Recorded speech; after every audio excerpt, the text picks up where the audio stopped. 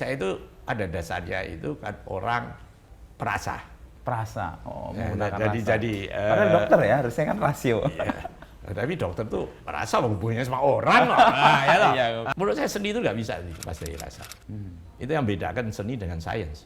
Kita ini berkesenian itu apa? Untuk apa sebenarnya? Untuk meningkatkan kualitas hidup toh. Ya. Nek oleh karenanya seni itu kita stres. Itu salah. Buat apa?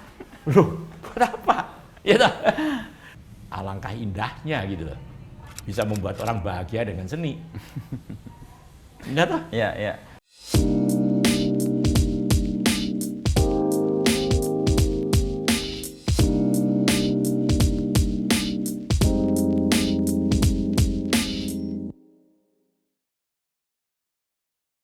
Baik.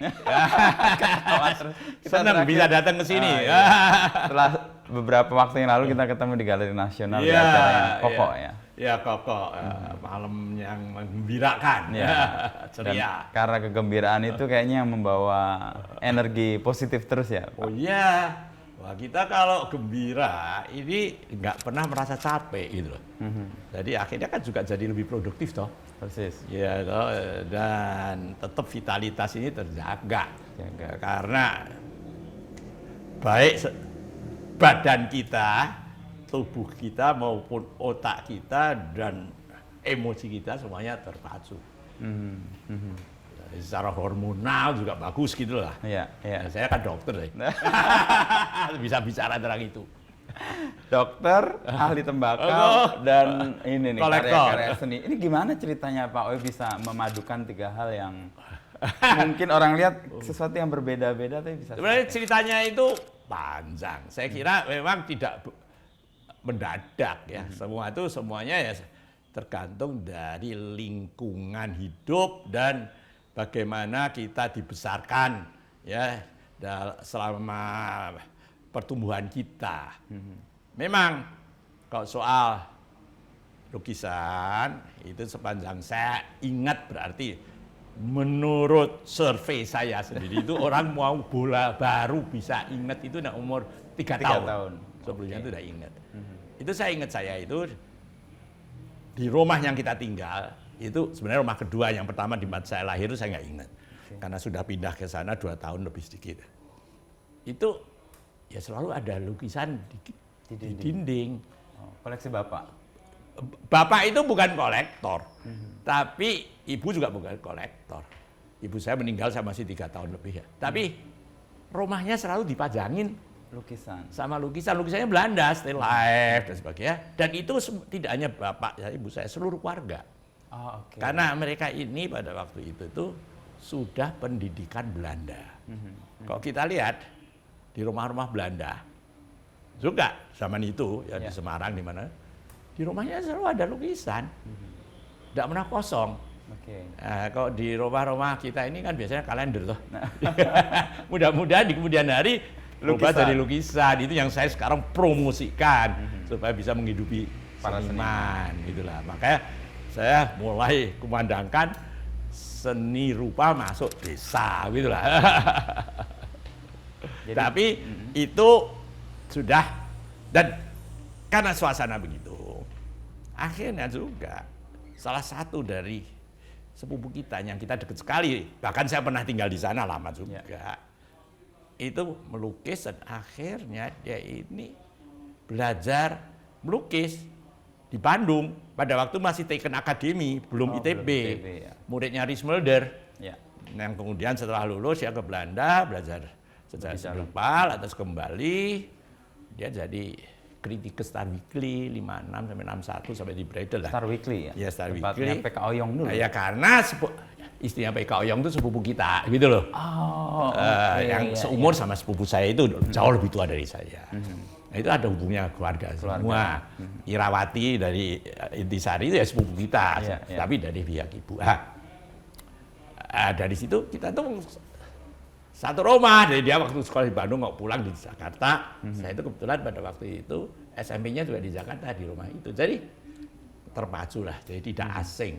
Tapi kan pada waktu itu saya itu malah aktifnya pada waktu SMA itu main musik biola. Oh, musik. Tapi ketika saya itu selalu aktif di perkumpulan pemuda-pemudi. Dan saya selalu jadi pemimpin kesenian, tapi pemimpin keseniannya bidang musik. Biasanya itu kita punya grup musik yang kita bikin pertunjukan secara berkala, bahkan keliling kota dan sebagainya. Yang kajian dijual, saya ikut main, kita punya ensemble kecil, saya sendiri main biola, ada penyanyi kor dan macam-macam. Tapi ketika saya kemudian masuk ke kedokteran, tidak ada waktu untuk latihan, jadi saya fokus kuliah. Tinggal fokus kuliah. Tapi ketika selesai semuanya sudahan, dan dalam perjalanan ini ya saya tidak pernah lepas kok. Kadang-kadang ada pameran ya lihat gitu. Tapi kan nggak bisa koleksi, belum punya duit. Kok seneng, wah bagus, gini-gini. Sampai ketika sudah kembali dari belajar sebagai ke Magelang. Nah di sini dekat dengan Jogja. Pusat atau tempat para seniman. Di situ yang membuat saya jadi total, ya separuh dari hidup saya lebih menggeluti seni. Mungkin kalau saya tidak tinggal di Magelang ya beda. Saya kira kalau saya tidak tinggal di Magelang itu saya nggak punya museum lah. Karena pergaulan dengan seniman-seniman yang begitu erat. Karena pada waktu kan ada kolektor. Karena mereka tahu ada yang membeli lukisan, mesti didatengin loh. Apalagi seniman muda itu kan butuh.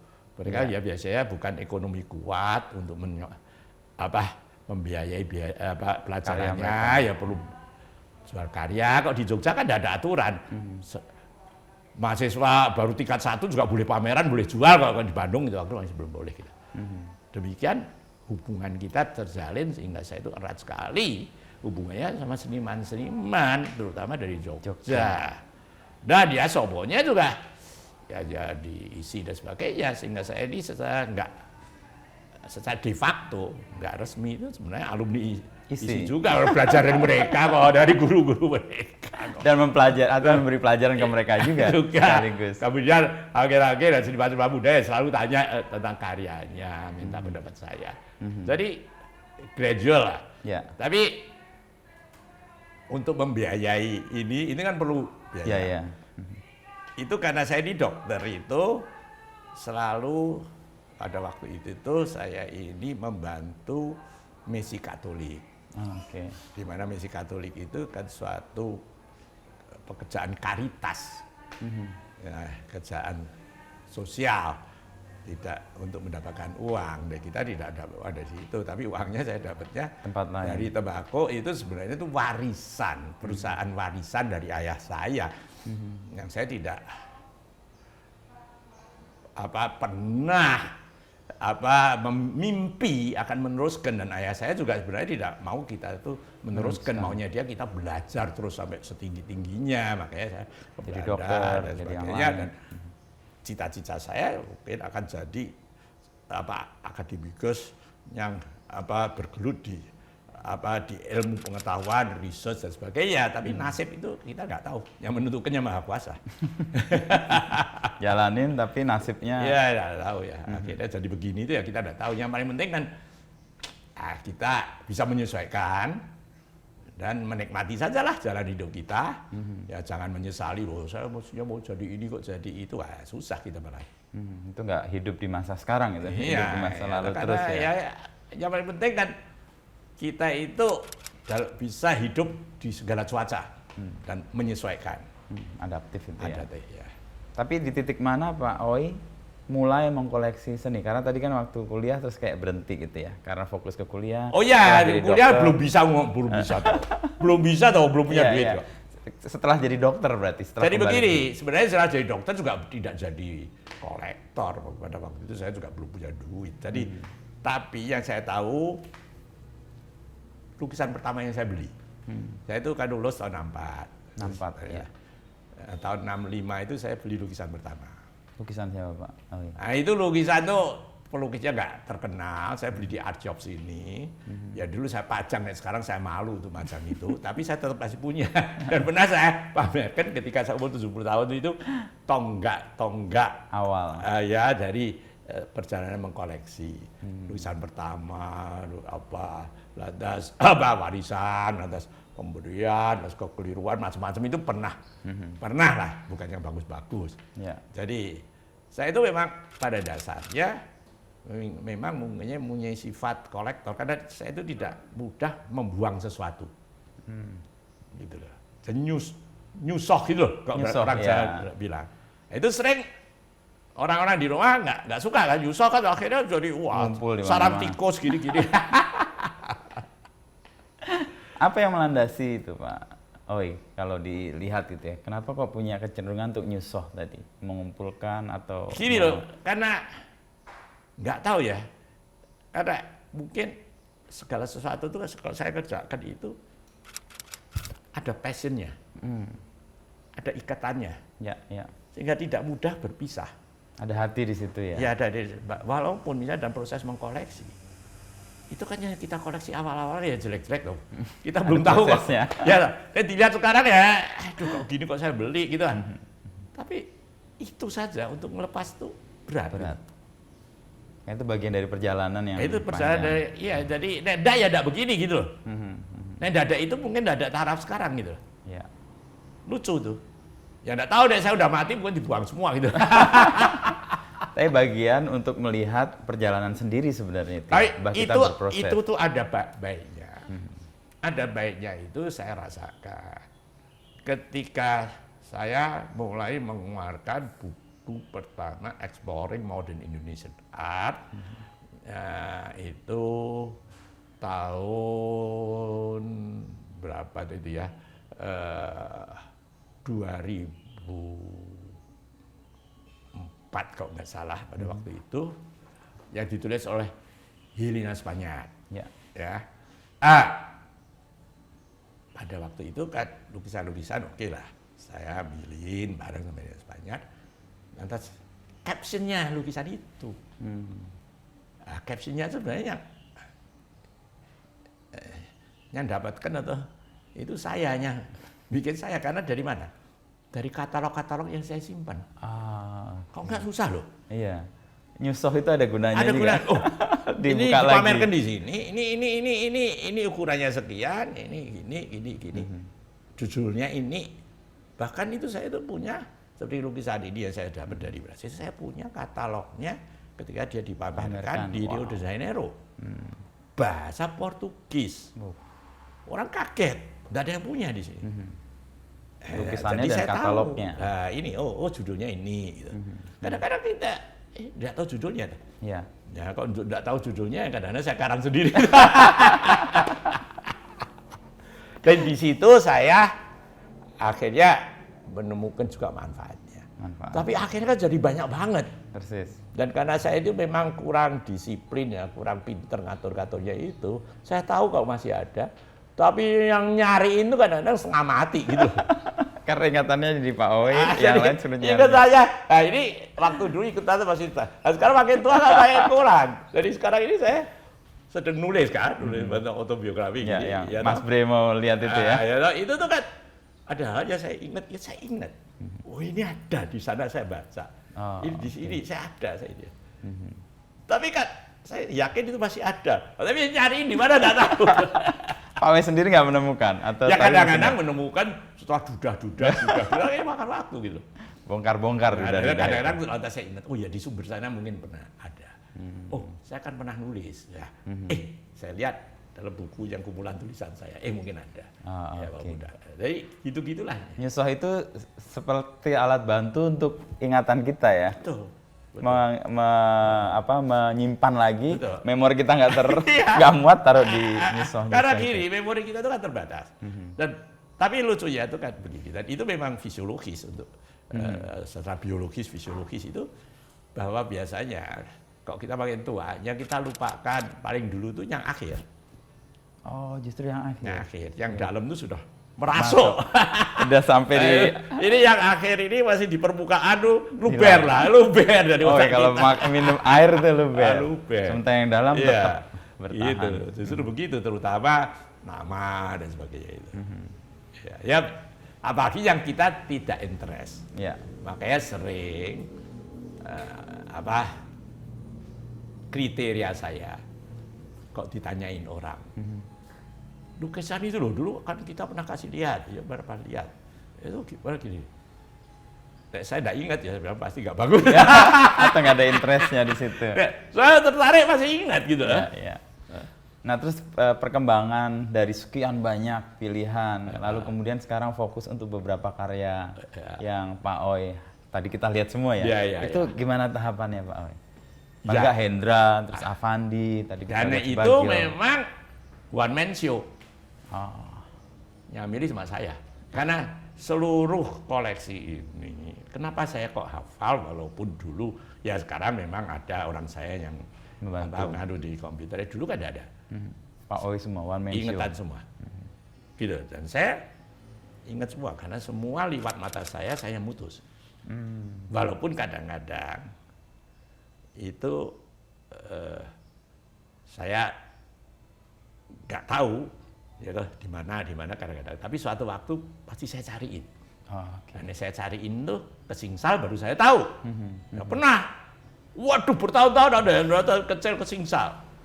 Tapi satu ketika tuh, ketemu di belakang satu lukisan gede. Oke, ketutup gitu. Nah, tapi kadang-kadang bisa ketemu sudah dimakan rayap. Pernah. Ya. Jadi memang susahnya itu maintenance, pemeliharaan, makanya kita harus mengusahakan tempat penyimpanan yang baik. Sebaik-baiknya yaitu harus humidity regulated. Jadi kita punya penyimpanan yang paling gede itu memang humidity regulated. Kita pasang instalasi itu untuk membuat dia lebih tahan ya. Jadi Indonesia ini kan sangat rentan terhadap jamur, ya karena kelembapannya rendah, juga debu, jadi harus tertutup. Lantas serangga. Wah, pernah kok saya masuk ke dus, habis. Hanya karena tempatnya nggak tertutup, sering ada kacau, saya semprot kan. Tapi yang di dalam dus itu kan kacaunya nggak mati, bolong-bolong dimakan kacau, itu pernah kok. Serangga ya berarti. Serangganya itu macam-macam, namanya teter. Wadah, tahu-tahu bro. Yang dimakan tentunya kayunya dulu, tapi kalau tidak kelihatan lama-lama bisa nembus kanvas. Tapi terus fokusnya tadi Pak Oi memilih karya-karya tertentu yang kemudian ada di sini ya. Jadi kita lihat semua, pertimbangannya apa Pak Oi? Di antara sekian banyak pilihan itu pertimbangannya saya kan selama ini saya kan juga belajar banyak, baca banyak, dengarkan banyak, ya pengetahuan aja lumayan lah, gitu kan. Yaitu sebagai museum, apalagi setelah kita itu memutuskan bikin museum yang karena dorongan seniman, tentunya juga pendekatan mengoleksi. Nek dulu tuh kan asal seneng saya koleksi gitu. Bahkan juga kadang-kadang bukan lukisan Indonesia. Tapi setelah kita menentukan, saya tidak bisa mengkoleksi semuanya. Dan yang penting itu kita bikin museum untuk seni rupa Indonesia aja, nggak bisa semuanya, yang modern kontemporer, karena keterbatasan segalanya, ya dana, tempat, waktu, ilmu, dan sebagainya. Itu lantas kriterianya kan jadi macam-macam, terutama ya pentingnya senimannya juga penting. Kedua, mutu karya, ya kondisi, kalau sudah jelek ya tentunya masih bisa diperbaiki, karena yang tua-tua itu kan kondisinya sudah tidak bagus. Lantas untuk museum itu kan jejak sejarah itu kan penting. Makanya jadi historical value, ya, lantas kelangkaan, ya lantas ya banyak faktor lah, yang medium. Kalau kita mau dari satu seniman, tidak mungkin dari semua seniman kita mau lengkap, tidak mungkin, kita tidak ada kemampuan. Tapi seniman-seniman yang menurut kami itu penting dalam sejarah seni rupa Indonesia, nggak bisa diabaikan sama sekali, harus ada itu untuk museum. Kita sebaiknya mempunyai karyanya dia dari semua periode, dan terutama yang periode critical momentsnya dia yang penting-penting, karya-karya yang penting sebisa-bisanya juga dari macam-macam medium, ya baik itu mulai dari sketsa itu kan penting juga. Ya, tahapan awal. Ya, dan dia bikin macam-macam medium ya, bisa itu terwakili. Jadi ya tapi ya itu sebisa-bisanya kan, kita nggak bisa terpenuhi semua ya atau keinginan kita terbatas kok, kita kan tidak dibantu oleh siapa-siapa gitu kan. Personal interest saja. Personal interest itu kalau tidak ada kecintaan, tidak ada passion ya tidak bisa bertahan juga gitu. Dengan beberapa kriteria tadi, kalau lihat senimannya yang cukup lengkap di sini siapa? Hendra, Avandi? Ya, saya kira sih para All Masters yang sangat penting gitu. Dan pada waktu itu saya kan untungnya kan mulai mengkoleksi itu masih on time. Nah sekarang saya kira sudah nggak bisa. Ya itu ya termasuk Avandi, Hendra, Sujoyono, Dayat yang saya sebut dalam buku itu 5 maestro, Sudebyo, tapi di samping itu juga masih ada lah, masih ada banyak juga, yang muda-muda juga ada gitu kan. Itu kan berkembang terus. Bedanya setiap periode itu meninggalkan seniman-seniman yang memang tokoh yang penting, tidak bisa dilupakan gitu kan. Dan tahap perkembangannya terekam di karya yang dikoleksi. Nah, sebisa-bisanya ya. Sekarang ini yang sulit kan ya kontemporer. Karena kenapa? Mereka masih berkembang terus. Ya. Bisa jadi macam-macam. Macam-macam dan karyanya kadang makin lama makin besar. Kita kan tempat nggak ada. Merawatnya juga sekamati gitu. Iya, iya. Karena karya kontemporer kadang-kadang kan materialnya juga kita tidak tahu. Sehingga nanti kalau terjadi sesuatu, konservatornya itu bingungan akan kesulitan juga loh. Karena kadang-kadang mereka tidak tahu apa yang dipakai. Kalau yang konvensional kalau jelas semuanya. Ya, caranya sudah dipelajari sama para ahli konservasi. Dari karya yang Pak Oe koleksi tadi kan saya membaca perjalanan atau belajar perjalanan hidup senimannya. Tadi yang Sudibyo tadi. Bagaimana dia di awal, lalu kemudian menutup diri, lalu ada perjalanan yang membuat dia kayak berhenti lalu kemudian memulai sesuatu dan ternyata ada perubahan. Nah itu yang mau Pak Oe rekam juga dalam karya-karya ini. Oh ya jelas. Perubahan itu penting. Justru transisi ini kok jadi ini jadi ini. Apa sebabnya? Avandi itu dulu kan pakai beras. Dan realis kan awalnya. Mendadak dia kok nggak pakai beras lagi apa? Itu kan kita ingin tahu juga ceritanya. Memang saya tahu ceritanya, tapi tidak satu cerita, ada beberapa cerita. Ada beberapa versi. Ya, ada yang bilang dia sedang melukis ini patah. Lantas berasnya. dia nggak bisa berhenti kan, sedang mood ya udah lantas langsung dari tube-nya akhirnya dia merasa ini bisa cocok. Ada yang mengatakan dia mau melukis lupa bawa beras. Ya. Jadi oke lah, itu kan ada cerita juga dari Bukartika begini dan sebagainya. Kita tampung aja lah. Iya toh. Kalau Sudibyo tadi ceritanya gimana?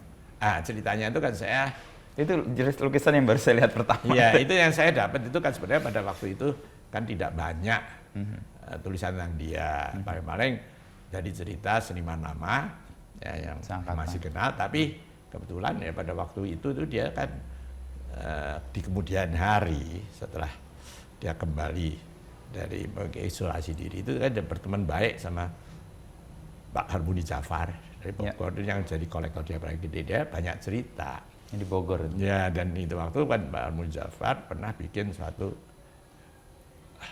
wawancara yang sama dia itu dibikin buku tapi belum dipublikasikan, dan saya bisa dapat itu dari anaknya Pak Harmoni Jafar, Rudi Badil. Di situ saya belajar banyak, gitu loh. Dan mengerti perkembangan. Iya, kenapa kok begini? Oh ini kok begini, ini kok begini, ini kenapa kok begini?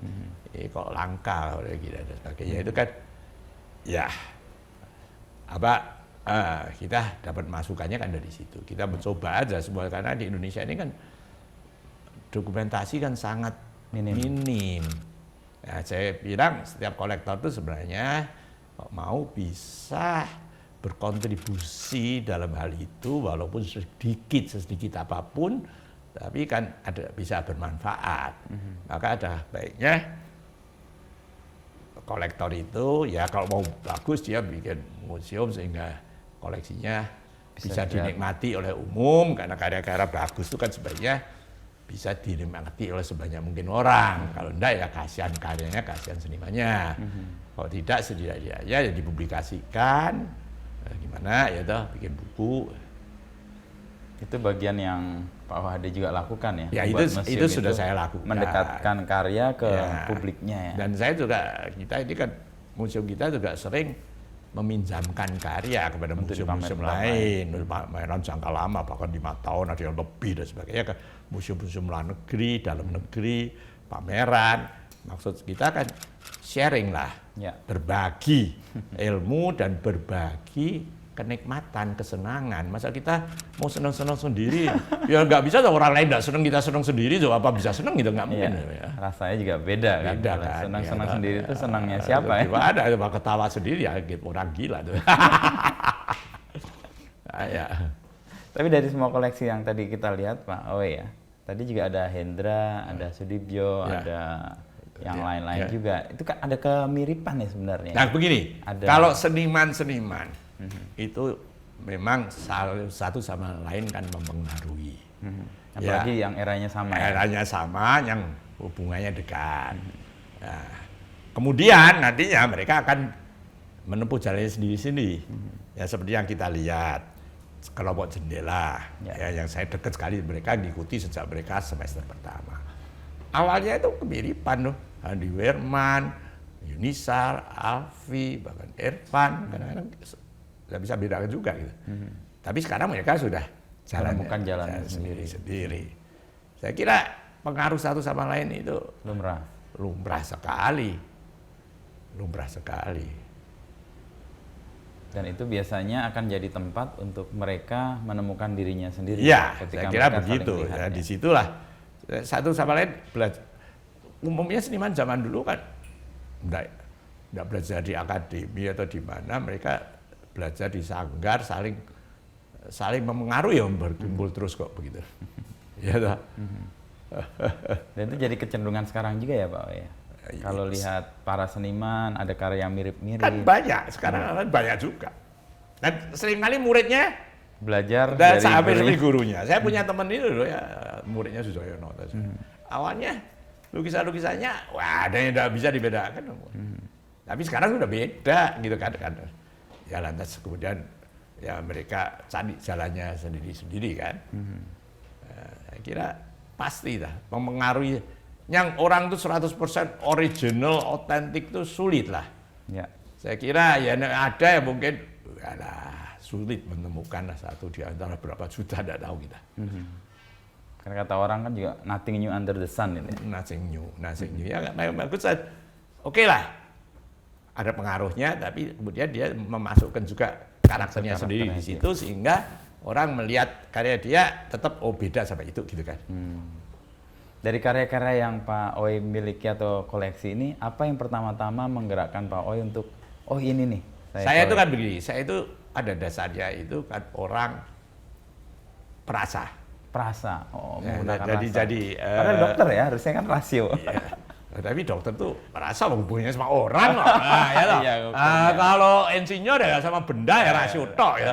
Dokter tuh nggak bisa. Rasa ini sesama manusia itu, makanya banyak dokter yang bergelut di seni musik, seni rupa, karena rasa itu. Jadi saya itu rasa itu berhubungan dengan emosi, ekspresi. Jadi memang lukisan yang paling satu bisa nyetrum, Pak Bidayat bilang greng dan sebagainya, itu ya yang ada rasa, ekspresif, bedanya kita kesedot lah ke situ lah, kestrom lah, itulah. Nah, kemudian ya oke lah, kita baru mau tahu lebih jauh, ceritanya bagus, ya itu suatu added value lah. Tapi walaupun ceritanya sebagus apapun, ya kita tidak bisa menghayati, tidak bisa merasakan itu gimana sebabnya. Sekarang kita dengarkan musik lah, itu kan juga seni. Ya. Walaupun kita tidak tahu nih siapa komposernya, judulnya apa, ceritanya apa, tapi kalau kita bisa seperti sampai entrance, itu lebih lagi loh pengaruhnya auditif daripada visual. Tapi kalau kita tuh tahu ceritanya, ini musik gambarkan ini loh, ini ada binatang apa datang ini. Tapi ininya nggak bisa merasakan, ya percuma kok menurut saya. Jadi semua yang Pak Oe jadi seperti baca cerita, sekali sudah tahu sudah gitu. Tapi ini menarik, kepengen lagi. Kayak memunculkan api yang menyala-nyala. Dan gitu seperti kita lihat aja musik. Musik yang sama, konsep. Mbok sudah mendengar 1000 kali atau ribuan kali loh.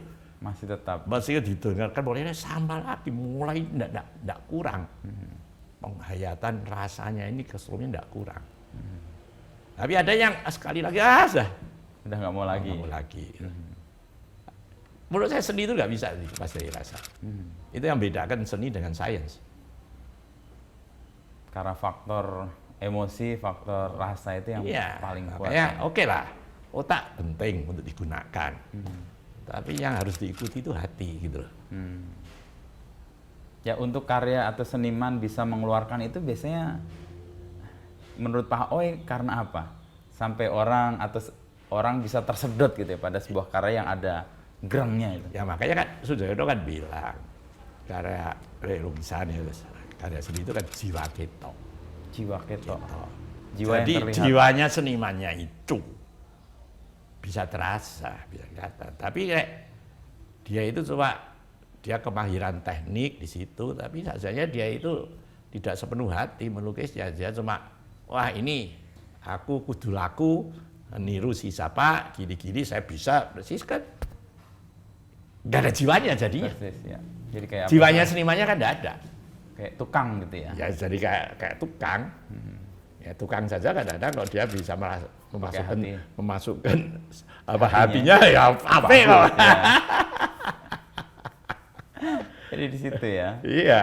Jadi hati yang keluar atau jiwa keto itu ditangkap oleh si. Makanya sekarang kan ada pendapat yang mengatakan tidak perlu hasil. Jadi tidak perlu hasil yang mau kita nikmati apa gitu. Maunya proses. Nah, prosesnya selesai. Iya. Setelah selesai gimana? Setelah proses selesai. Ya. Kita ini dalam hidup ngalami macam-macam proses loh. Tapi kan semuanya selesai kan? Iya. Ya, tapi hasilnya kan ada terus loh. Orang harus melihat hasilnya juga di luar proses yang panjang. Prosesnya itu setelah selesai mungkin nanti generasi berikutnya orang mungkin gimana nikmati prosesnya gitu. Saya enggak bisa bayangkan. Ya. Saya enggak bisa bayangkan. Makanya ini seni-seni yang akan datang seperti NFT, metaverse apa ya bagi saya masih ada tanya gitu. Apa yang buat tanda tanya Pak Oe dengan gimana bisa merasakan gitu? Oke. Karena kita itu merasakan karya virtual saja beda kok sama ini. Ketemu ya, lihat iya langsung. Iya toh. Nah itu kan semuanya jadi virtual, toh. Hidupnya di dunia virtual ya. Hidupnya di dunia virtual saya nggak bisa merasakan ya. Ya saya mau merasakan kulitnya Anda nggak bisa ya? Gimana? Mau merasakan gimana? Mau merasakan perasaan ini? Jiwa ketoknya nggak muncul di. Ya gimana? Orangnya aja nggak bisa. Jarak ya. Nggak bisa kita raba-raba nggak bisa. Sehingga jiwanya itu nggak ketemu ya, nggak terkoneksi. Ya nggak bisa selengkap keutuh toh. Jadi saya ingat kalau orang berkarya dengan hati itu yang akan disentuh hati yang lain itu benar ya. Betul. Tapi kalau dia berkarya cuma pakai pikiran ya disentuh pikiran doang. Ya pikiran, disentuh pikiran. Oh ya saya tahu gitu kan. Oh ya saya tahu. Dan yang paling dasar sebenarnya jiwa itu. Nah saya tahu, oke, ya sudah tahu lah mau apa gitu. Tapi di antara semua kegiatan Pak Oe mengkoleksi ini, profesi kedokteran masih jalan? Gini, saya itu profesi kedokteran saya itu masih tertarik dalam arti untuk pengetahuan saya sendiri karena masih ada orang-orang yang sakit, bahkan banyak orang yang pikirnya saya ini masih ngikuti terus dalam arti mereka sakit tanya advice ke saya ke dokter. Walaupun saya tidak ngobatin, tapi saya kan bisa memberikan advice. Oh kamu tidak usah pikiran lah, itu pikiran itu diperiksa juga nggak ada obatnya apa juga. Itu karena kamu terlalu lama overthinking, terlalu lama pandemi tidak berani ketemu orang, gitu ya kan bisa. Atau hati-hati, kalau begini Anda harus ke spesialis. Ya toh, sudah begini Anda harus hati-hati loh, harus jaga makanannya. Itu kan saya bisa memberikan. Advis. Orang tahu kita dokter itu kan sering ditanyain macam-macam. Sama atau sekarang tuh taunya saya, waduh seni tahu semuanya, padahal ya enggak kan. Oh semua tanya segalanya pikirnya saya tahu semua ya. Enggak lah, banyak enggak tahu gitu.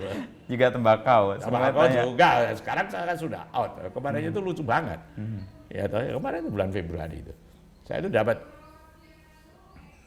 pemberitahuan mau diberi award. Penghargaan sebagai grader tembakau. Wah, saya bilang sudah 10 tahun lebih enggak pernah pegang nih. Saya bilang, ya tapi semua menganjurkan Bapak. Loh, saya sudah enggak itu sama anak-anak. Enggak ada yang menganjurkan, semua menganjurkan Bapak. Semuanya.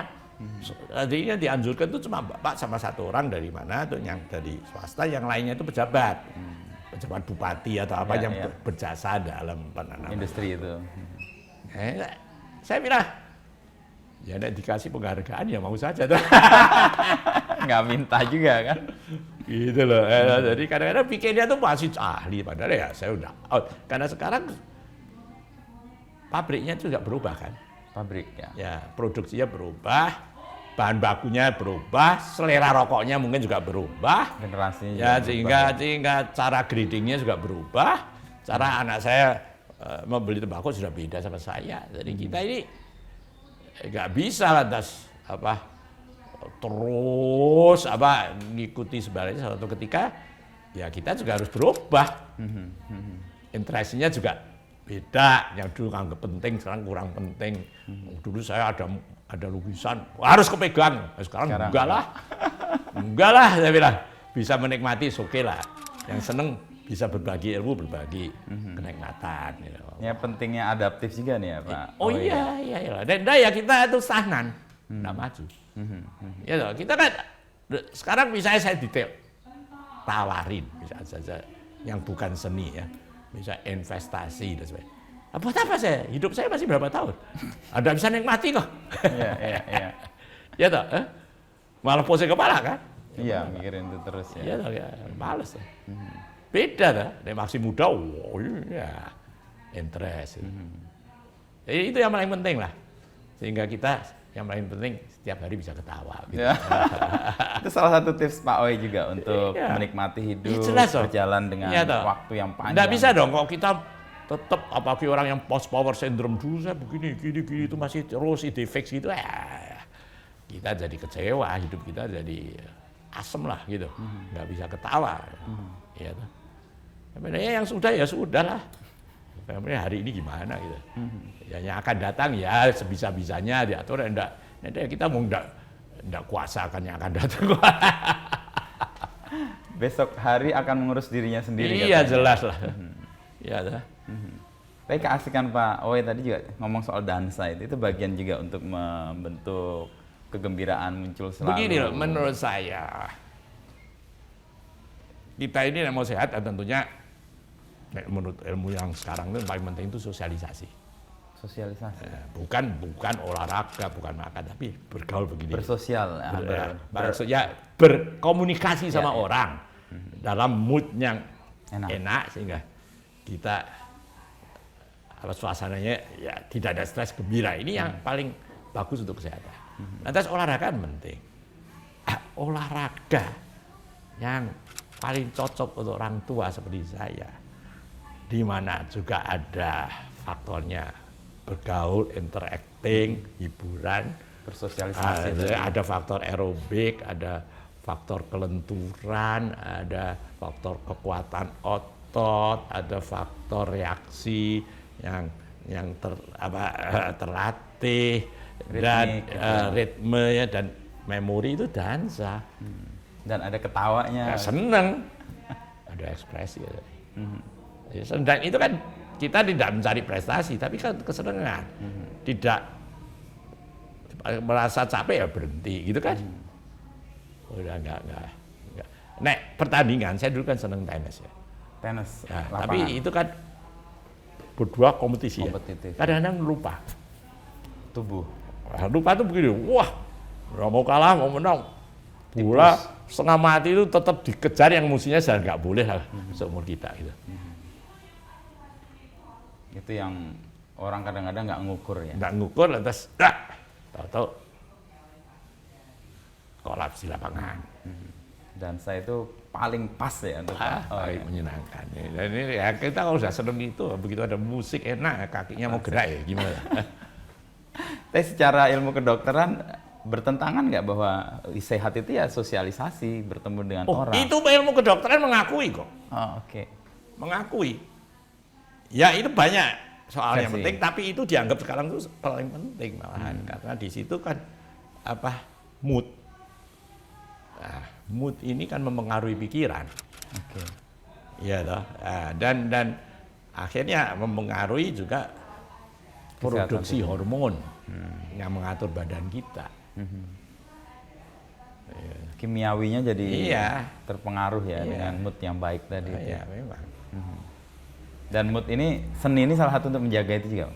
Ya jelas, saya bilang ini kan membantu karena kita ini berkesenian itu apa? Untuk apa sebenarnya?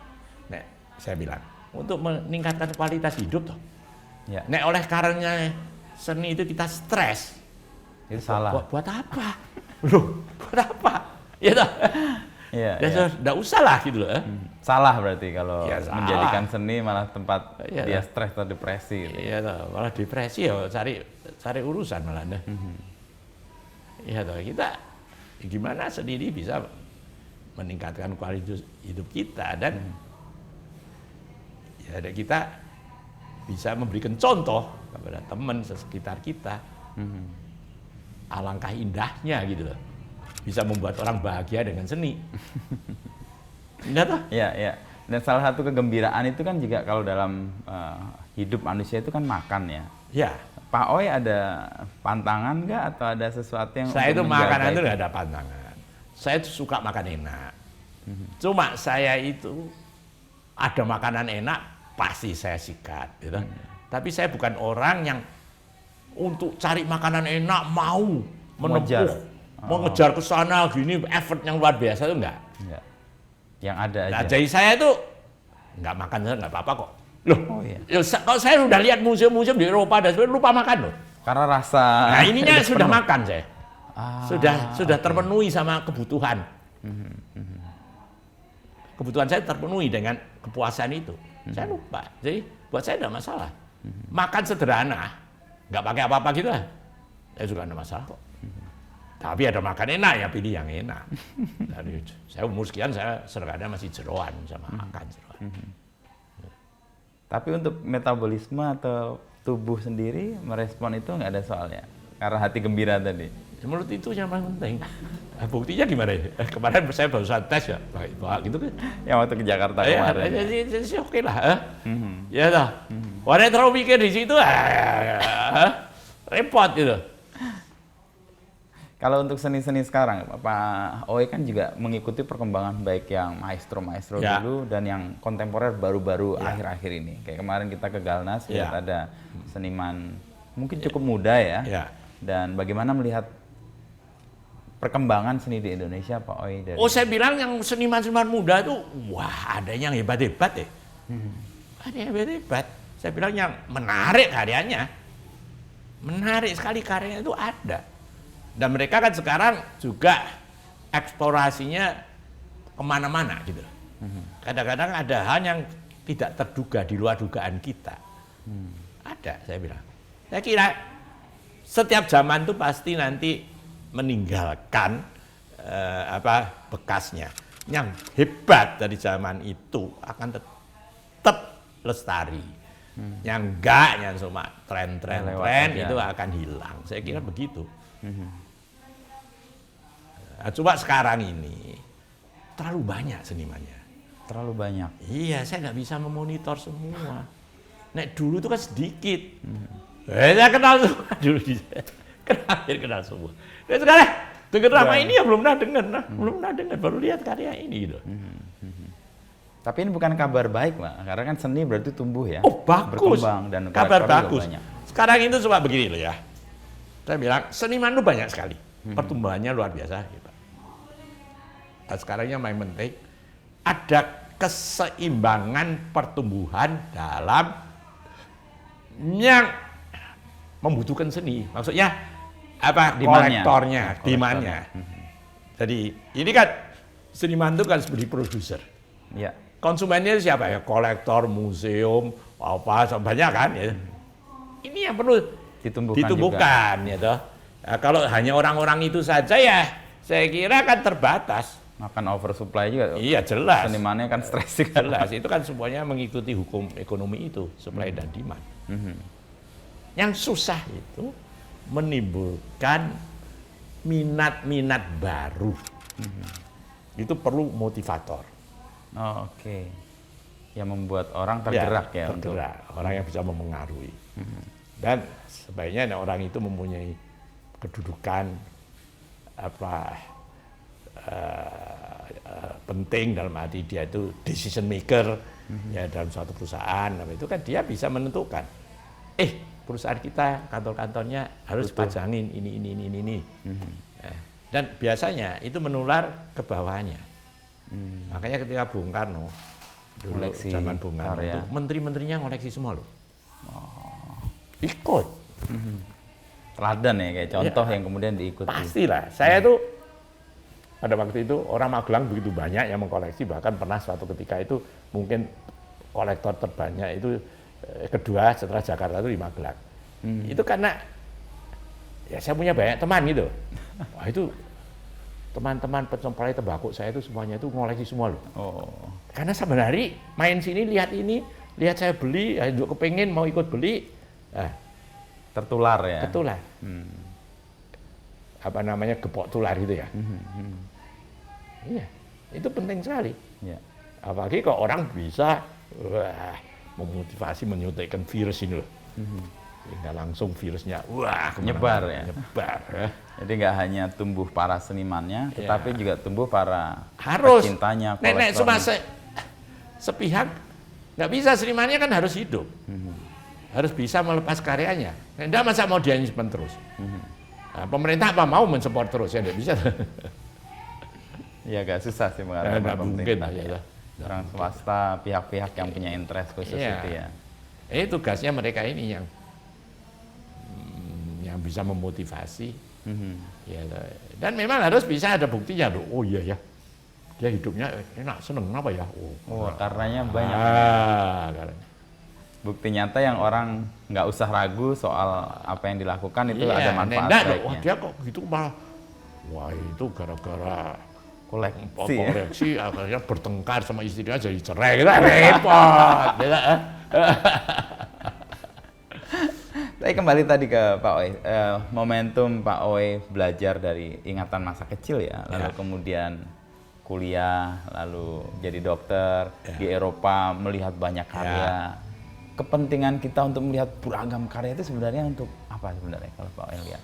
Loh begitu, nek kita ini sudah passionate, kita itu dengar, waduh karya bagus kita mau lihat gitu loh. Tergerak gitu aja. Iya, loh seperti apa? Saya udah bisa bayangkan gitu. Oh kok cuma gini. Oh jadi komparasi ya. Ini gini ya biasalah. Wah itu kamu harus lihat, belum pernah saya lihat karya seperti itu. Emosinya kan jadi berapi-api. Oh oke. Itu kayak semacam memberikan referensi baru ya? Iya, kita itu bedanya harus open mind and open eyes. Kalau enggak kita pitsi. Sehingga kita pikir itulah yang paling bagus, yang paling baik, padahal ada yang lebih baik. Kan ada kolektor lama zaman saya yang karya-karya sekarang aku enggak ngerti. Tapi tidak membuka pikirannya dan hatinya, tidak membuka untuk mau mempelajari, mau mengerti. Karena seringkali kita tuh untuk hal yang baru itu memang itu kadang-kadang itu ada resistensi. Ya, dulu Van Gogh kan ada laku, ya ada lukisan. Dulu impresionis itu, ada orang mau dikritik sama kurator-kurator top kok. Ya itu karena Paul Durand-Ruel yang begitu. Apa gigih itu memperjuangkan, akhirnya berhasil. Kan begitu. Nah ini sekarang tinggal kita ini sebagai kolektor apa? Kalau saya senengnya itu, yaitu menemukan hal-hal yang baru, making new discoveries. Tapi making new discoveries itu bukannya tanpa risiko. Ya. Kita mempunyai sifat agak aventurir, adventurous. Tapi orang yang nggak mau, dia maunya safe play. Jadi mengkoleksi yang sudah aman, cover lot, nek di saham belinya blue chip gitu kan. Ya loh. Nah itu masalahnya is game of the pocket. Makin tebel kantongnya makin berani. Tapi kalau kita mau menemukan berburu di hutan, ya yang masih tidak diketahui, ini kan game of the eyes, yang matanya lebih tajam yang menang. Dan orang kalau modalnya ini kalah, dia harus menang dalam pertandingan yang melihatnya ini, dalam pengetahuan harus satu langkah atau dua langkah sebelumnya, dan tidak bisa menang. Nah untuk aventurer itu Pak Oi menjaga resikonya tidak besar itu gimana? Apa ketajaman mata itu? Ya makanya kita tuh harus selalu itu melatih mata dan rasa, membaca, itu mengikuti perkembangan ilmu dan sebagainya. Ya kita harus mengembangkan diri sendiri karena kolektor itu kan self-taught, belajar sendiri. Ya. Anda kan tidak bisa belajar di akademi. Saya mau ngambil sarjana kolektor. Mana ada kan enggak? Ada. Ya pengalaman. Iya, itu ilmu yang dipelajari terus-menerus sepanjang hidup. Iya, enggak ada habisnya. Enggak ada PhD dalam kolektor. Pak Oi jadi. Saya belajar terus, banyak yang belum tahu juga kok. Gitu ya. Tapi kontribusi Pak Oi untuk seni rupa Indonesia, terutama Jogja dan sekitarnya karena ini pusat, itu yang Pak Oi rasakan apa misalnya? Loh, begini loh. Banyak orang jadi mau koleksi lah ya. Senimannya semuanya juga aktif, bikin pameran. Jadi apa? Seni rupa itu jadi bergairah. Jadi bergairah hidup gitu loh. Apa? Jadi wah ya, bedanya gepok senggol ya apa jadi ketok tular ya. Ketok tular itulah kayak gitu itu. Itu sebaiknya diteruskan terus gitu kan. Dan banyak tokoh-tokoh besar lahir dari sini sih. Kalau tadi cerita Mas Heri Pemat itu gimana ceritanya Pak? Bedanya gini lah, saya itu kan ya pernah mendapatkan waktunya dulu, sekarang saya kan sudah umurnya udah lebih, ada yang lebih muda gitu kan. Tapi kan itu memang harus begitu kan, tongkat estafet itu harus ada. Kita nggak bisa mau terus di panggung terus ya, nanti malah kejungkel gitu.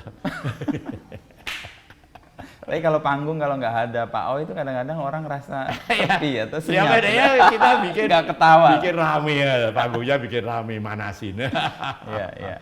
Dan peran-peran itu sebenarnya yang mungkin diperankan oleh Pak Oi makin nyata sekarang. Ya bedanya kita itu gini lah, melakukan sesuatu tuh yang menurut kita bisa dilakukan, jangan memaksakan lah. Jangan memaksakan. Kalau memaksakan nanti mesti clash. Sesuatu kalau dipaksakan itu mesti clash. Ya ikuti saja. Ngarir gimana? Gini nggak bener ya gini, bener gini. Iya toh. Ya toleransi tetap ada. Toleransi ya. Iya toh. Kan nggak bisa semua orang tuh sama pikirannya seperti kita. Ini biar aja toh nanti ngerasake dhewe. Toleransi itu juga melegakan batin sebenarnya. Iya, memang. Membuat kita ngerasa lebih rileks ya. Iya. Kan kita tidak bisa menghendaki apa menuntut semua itu seperti kita pemikirannya seragam malah nggak lucu lah. Dikritik ya oke aja, dikritik nggak apa-apa kok. Ya tak? Malah tidak kritik berarti Anda ini malah belum layak dikritik, malah belum terkenal. Karena dikritik malah bisa. Berarti udah levelnya udah tinggi ya. Orang yang mulai sorotan, dibully itu kan berarti orang ini mulai diperhitungkan gitu kan. Saya selalu bilang gitu. Wah kamu mulai diperhitungkan, kamu jadi orang penting. Kok nggak ada yang ngomongin tentang kamu, ya you are nobody gitu lah. Justru itu diambil positifnya ya. Oh iya, sekarang Jokowi itu setiap menit, setiap jam dibully. Dulu waktu masih tukang kayu nggak ada gitu. Tapi dia tenang aja kan. Iya, tahapan itu. Ya. Mungkin terakhir nih Pak, dari semua karya yang ada di sini maupun yang di museum di OHD, yang Pak Oi sangat intens mendapatkannya, lalu kemudian ini sesuatu yang punya makna dalam tuh yang waduh, karena begitu banyak itu nggak bisa kita sebut satu. Oke. Tapi antara lain Ya, yang ada di sini itu antara lain kan Affandi, Peristiwa ini ya. Paris. Ini karena selain karya ini luar biasa, masterpiece Affandi, yang pernah dapat hadiah kedua di Biennale Venesia, saya mendapatkannya itu juga luar biasa. Saya memburu sampai Rio de Janeiro. Oh, karya ini? Iya, ini kan di koleksi Duta Besar Brasil dari Indonesia. Sudah 30 tahun di sana, sudah meninggal dan sebagainya. Saya sampai ke sana. Jadi sejarahnya itu buat saya memang istimewa. Ya. Ya. Itu menceritakan perjalanan Affandi sendiri ya. Perjalanannya, karyanya, lantas juga perjalanannya saya udah dapat itu. Jadi nempel sekali. Nempel sekali gitu kan. Ya, itu. Dan tadi kita lihat kalau karya yang Affandi juga Pak Ooi punya yang dia masih yang apa? Yang pakai brassnya masih ya. Oh ya, itu kan karya Affandi itu yang kuno kayak gitu itu kan langka. Ya mungkin zaman itu ya banyak yang sudah rusak atau gimana kita nggak tahu. Dan itu dibikin tahun 42. Nah itu kan zaman Jepang ketika material itu susah didapat ya. Sehingga dia pada waktu kan melukisnya di atas kain goni. Kain goni. Nah, itu kan suatu unikum juga. Ya semangat zamannya waktu itu aja ya, nggak ada kanvas. Kain goni gitu kan langka lah mana. Di situ faktor langkanya itu penting banget kan. Dan itu kan kriterianya banyak loh. Lukisan itu ya selain senimannya itu juga mutunya, lantas subject matter-nya yang dilukisnya, nilai sejarahnya, ya, kondisinya masih bagus atau tidak, ukuran, mediumnya dipakai, ya lantas pernah dipamerkan di mana saja, pernah dipublikasikan di mana saja, banyak sekali gitu. Faktor itu yang nempel di satu karya. Dan buat pernah dikoleksi oleh siapa itu kan penting. Wah ini dulu dari museum terkenal, wah ini dulu dikoleksi Louvre, wah gila ya. Ya. Dari karya itu kan lihat perkembangan si senimannya Pak Ooi ya. Ya. Saya sih sering bertanya ini Affandi ini kalau tadi penjelasannya Pak Ooi kan dia pakai langsung pakai tangan itu karena pelototan itu dia brassnya hilang atau dia ternyata nyaman pakai itu. Tapi sebenarnya bukan dia nggak bisa menggambar dengan. Oh enggak. Tapi Pak Affandi itu kan begini. Dia itu kan langsung menyerang kanvas itu. Dan kalau Pak Affandi itu melukis itu tuh sangat melelahkan. Karena sepertinya dia entrance. Ya jadi nek terlalu lama lebih dari 2 jam atau tenaganya habis. Ya toh. Kalau dia masih pakai kuas, pakai palet di pelan-pelan dicampur-campur dulu, dia kan kehilangan waktu. 2 jamnya selesai. Selesai dia belum selesai, dia moodnya sudah hilang. Karena ini kan dia langsung, lantas di situ pakai tangannya ikut main. Campur catnya di kanvas dan sebagainya, dari temponya dari cepat. Jiwa ketoknya juga langsung tertempel. Sini lewat tangannya langsung ke situ kok, tidak ada perantaranya kok. Makanya lukisannya sangat ekspresif. Ya, yang kita langsung dapat energinya kalau melihat karyanya langsung. Ya. Dan ini lukisan yang ada di sini semua kalau Pak Ooi rasakan atau untuk kepentingan personal Pak Ooi sendiri ada hal tertentu misalnya lagi perasaan apa, pengen lihat apa, pengen datang menjelaskan apa, ingin mendapatkan energi apa gitu? Enggak, saya itu kan sudah biasa hidup dalam suasana lingkungan ini. Yang pernah kita itu rasakan itu kalau saya mau ngecat tembok lukisan ini nanti saya turunkan semua, kosong aku nggak terasa di rumah gitu. Saya jadi seperti rumahnya ini tidak bisa dihuni, tidak ada suasana. Karena sudah kebiasaan 24 jam melihat ini dikelilingi semua oleh karya-karya begini. Sudah tidak biasa untuk hidup dalam suatu rumah yang tidak ada karya seni. Sudah nggak bisa. mungkin jadi umurnya jadi pendek gitu loh. Ini bagian yang jadi membantu stres, untuk membuat nah, ini yang meningkatkan kualitas hidup saya. Jadi tadi ya endingnya bahwa seni dipakai untuk meningkatkan kualitas iya hidup. Dong. Ya. Karena kualitas turun buat apa? Kita punya kayak ketakutan colong maling, wah mau pergi, wah semua dikunci semua. Gimana ya, kita dari hidup kita kan jadi terganggu. Kualitasnya bukan naik malah turun. Buat apa? Iya kan? Iya. Dan ini kelihatan sih, saya tadi merasa mendapatkan semua koleksi dan saya sendiri agak wah. Semua welcome kok di sini tuh. Saya udah semua welcome gitu. Dan semua orang merasakan itu bahwa mereka tuh di sini tuh welcome. Orang senengnya di sini itu selalu karena orang kalau datang tempatnya orang lantas tidak welcome kita nggak ada enak. Ya. Itu tadi saya rasakan betul sampai masuk ke bawah. Terus ada cerita lukisan Widayat yang di tembok gitu ya. Iya. Soal dunia air, dunia darat, dunia udara yang menjelaskan soal bagaimana kayak kosmos itu, Pak. Iya memang. Dan tembakau jadi ikatan. Semua itu tidak bisa lah dibuat-buat artificial, tidak bisa. Yang ada cuma artificial intelligence, artificial rasa nggak ada. Rasa nggak bisa di apa istilahnya tuh di track dan kemudian didigitalkan. Nggak bisa ditransfer. Dan mudah-mudahan sehat, Pak. Ya mudah-mudahan. Dan tadi dansanya itu membuat kita usaha Tuhan kuasa, itulah pentingnya di situ. Terima kasih Pak Oi. Wah, ngobrol-ngobrolnya. Ini loh, saya tidak kasih kesempatan Anda untuk bicara sama sekali. Anda tanya sekali loh, saya ngomong terus ya gimana? Ini penyakit saya. Iya Pak Oi, gimana?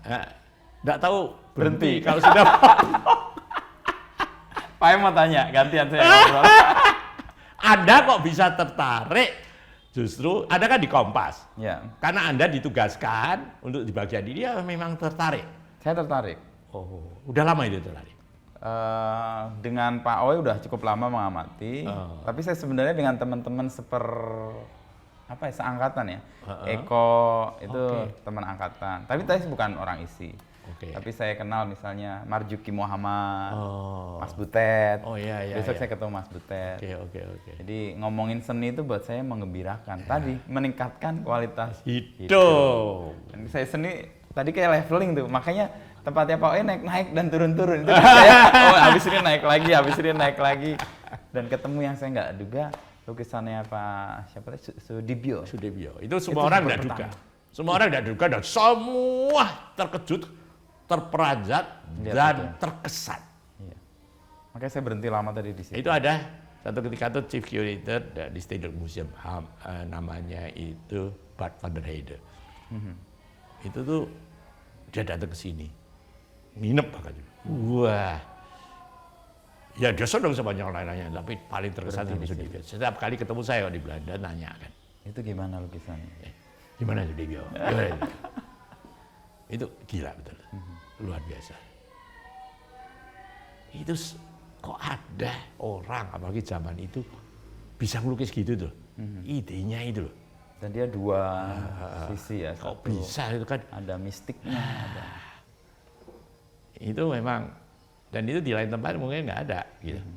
Karena ya itu saya bilang making new discoveries. Making new discoveries itu ada dua macam. Satu, melihat ke depan sebelum orang lain itu melihat, dalam arti menemukan bakat baru seniman muda yang orang lain belum melihat. Kedua, menemukan seniman lama yang terlupakan, yang tidak pernah terdeteksi sebelumnya. Yang underrated ya misalnya. Ya, underexplored, underexposed, undervalued. Itu dua hal. Dan Pak Oi punya dua-duanya itu. Ya saya memang itu hobinya begitu kok. Ya toh, senangnya saya itu di situ. Tapi banyak orang yang nggak suka. Ada orang yang maunya itu signature works. Jadi misalnya mau Popo Iskandar, ya yang memang khas Popo Iskandar, kucing gitu ya. Nah, saya malah tidak punya yang kucing, saya punya yang lainnya, bahkan yang abstrak, yang ini gitu loh. Karena ya banyak gitu. Ya gitulah. Jadi 2 tahap itu ya, discovery sama. Bang pernah kok saya itu waktu teman saya itu senang sekali sama Basuki Abdullah. Dia punya banyak dan dia waktu kita sama-sama dilelang di Singapura. Dia beli satu, ada 2. Mahal karena itu karya. Itu karya yang ya semua orang tahu itu Basuki Abdullah gitu. Jadi, terus ada satu, saya tidak tertarik. Saya tertarik sama yang satunya. Tapi yang satunya itu mana ada yang minat gitu. Dan saya dapat itu. Ya, dia tanya sama saya, kenapa? Apa itu Basuki Abdullah? Gitu. Saya untung karena dia senang. Saya perang sama dia, saya tidak ada menangnya. Gitu, ya. Kayak ambil yang nggak dia senang. Karena pernah pada suatu ketika ada Avandi, kita just penggemar Avandi. Sama dengan Pak Oi. Tapi kita tuh saya tidak hadir, saya sebagai footbit, saya nggak tahu deh dia. Wah itu kok wadah yang menaikkan terus, saya itu sudah sampai maksimal saya udah naik terus. Saya pada waktu itu atas pikir, wah ini jangan-jangan teman saya itu. Saya berhenti lah. Oke. Bener dia. Coba saya terus saya kobol-kobol nggak dapat, tetap nggak dapat itu. Karena kalah duit. Kobol-kobol istilahnya baru. Tapi di seni nggak bikin Pak Oi kobol-kobol kan? Atau kobol-kobol juga? Oh, seni itu bikin saya ini tentunya tidak pernah punya uang kontan, gitu loh. Karena saya tidak bisa nikmati uang kontan. Nek kita tuh pegang uang kontan, bahkan kadang belum punya uang kontan, lihat karya baru, langsung dibelikan gitu loh. Ya. Jadi kita tuh kaya asetnya yang seni rupa. Tapi tidak pernah punya deposito, uang lebih, gini, investasi kemana itu tidak ada.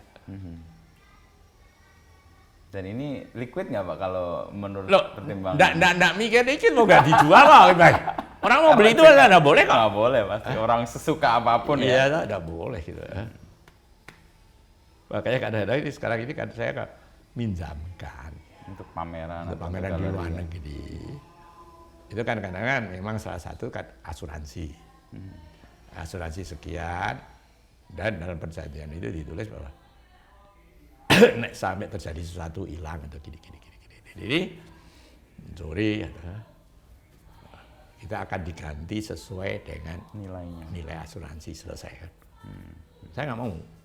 Saya bilang kita diganti, oke. Tapi kemudian lukisan itu ketemu itu tetap hak saya setelah saya kembalikan uangnya. Soalnya nggak mau dicurangin juga kan? Ada orang yang anu banget, duitnya banyak, pengen jadi gimana? Ada berapa karya yang sekarang lagi dipinjam, Pak Oi? Ini barusan berangkat, ini 2 ke Amerika. Ya 3 itu di National Gallery Singapura itu sudah tahun ke-8 diperpanjang terus. Sejak bukanya National Gallery. Itu ada Sudebyo 1, Zoeno sama Mori Vincent. Yang ini lantas ini mau berangkat mau dipinjam oleh suatu museum di Malaysia tuh Ivan Sagito sama Rusyadi 2. Jadi kita sering minjemkan ya. Pernah kita minjemkan berapa puluh tuh ke museum di Belanda. Dan sudah balik semua? Ya balik. Pernah kita tuh minjemkan 35 ke satu institusi selama 5 tahun di SMU, Singapore Management University, untuk dipinjam mereka.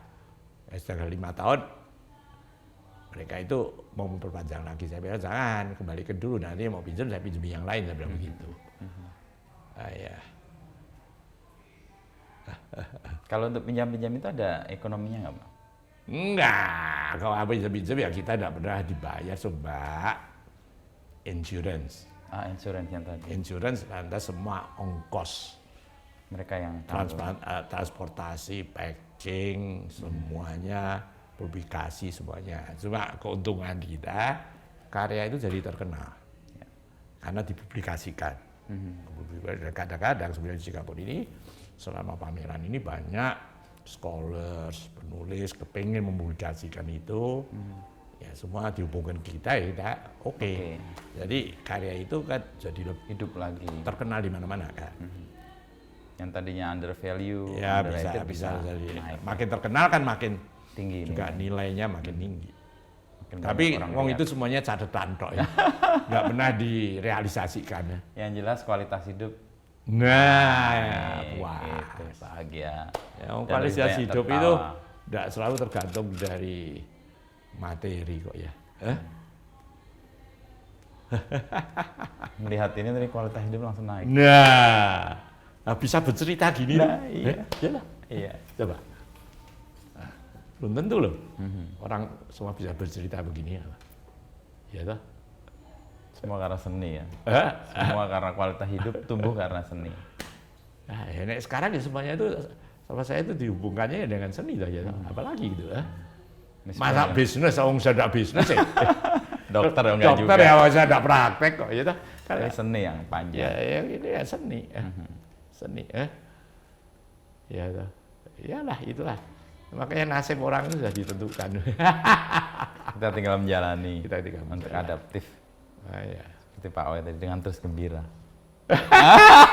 Ketawa kita berontak terus, wah enggak puas kok gini, melihat ke atas, kesandung. Ya, terlungkup. Coba, kita tuh mau naik jalan, kalau kita naiknya lihatnya ke atas, kesandung. Yang mau aman ya ke bawah, ya, puas kita, aman. Itu sikap hidup yang pas itu. Supaya nggak terjungkal tadi ya. Supaya nggak terjungkal ya. Matur nuwun Pak Oy. Wah, nggak ada habisnya ya? Nggak ada habisnya. Tadi mau berhenti, nyambung lagi 15 menit lagi. Iya ya. Matur nuwun, nanti kita sambung lagi kalau Pak Oy ada kegiatan. Yang penting itu sama senengnya. Ketawa. Jadi ketawa itu kata ilmu, ya kedokteran pasti Pak Oy lebih tahu. Iya. Itu merilekskan anggota tubuh selama 45 menit kemudian. Apalagi ketawa lepas. Dan ini endorfin kita juga terpicu. Ya. Jadi kita tambah hidup. Itu ya. Dulu kalau kita tuh ngantuk-ngantuk. Lantas tidur ya.